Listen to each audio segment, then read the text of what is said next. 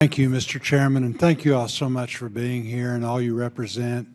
Last several years, we've been able to enact a lot of legislation, realizing that these aren't give-me's, these are earned benefits.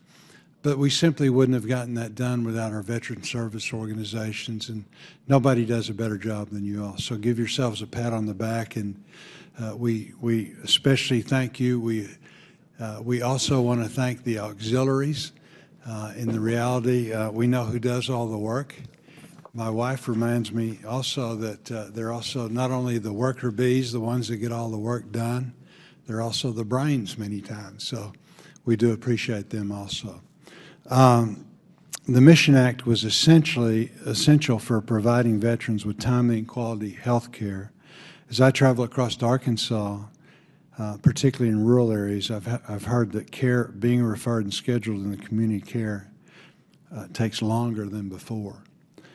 Are you hearing from veterans that care being referred to the community is taking longer to get scheduled? And if so, why do you think that is? Commander.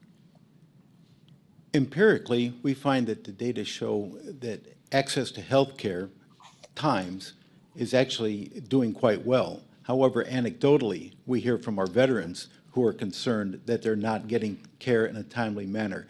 I believe that's more, again, on veteran service organizations to properly assist our veterans, to let them know that if you need something today, if it's not critical, you may not get in today.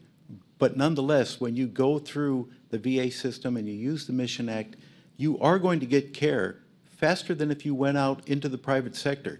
So I think it's a matter of changing public opinion, and you do that one person at a time by reaching out and explaining what the system is and how it really works. Right. We appreciate that. I'm an optometrist by training, and it is difficult to access care in the community. So, again, that's very helpful.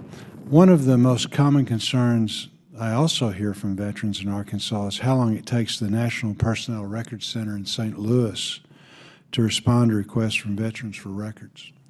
I understand some of this was caused by COVID and the workforce capacity limits placed by local officials.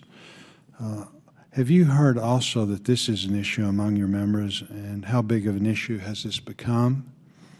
As the country returns to its pre-pandemic normalcy, what recommendations do you have for us to try to help expedite the records process and going forward prevent something like this from happening again? First, if a veteran can't access military records, then we are all just doing a disservice to that veteran. How can they access VA health care and benefits if they can't prove they were in this service? To that end, we are doing everything we can, and because this is a critical thing to me, I would like Mr. Murray to enlighten. Senator Boozman, until very recently, that center was working at about 25% capacity. Some of the veterans who need those records right now are some of our older veterans who don't have the time to wait. It's also continuing to grow the current backlog by not being able to take care of those. We need to make sure that that center is working at full capacity, obviously as safely as possible, but we need to get that job done. They need to be working at 100% to take care of the veterans who need it now. Yeah. Well, I agree totally. Again, thank you all. Thank you so much for all that you represent and just the wonderful work that you do. Appreciate it.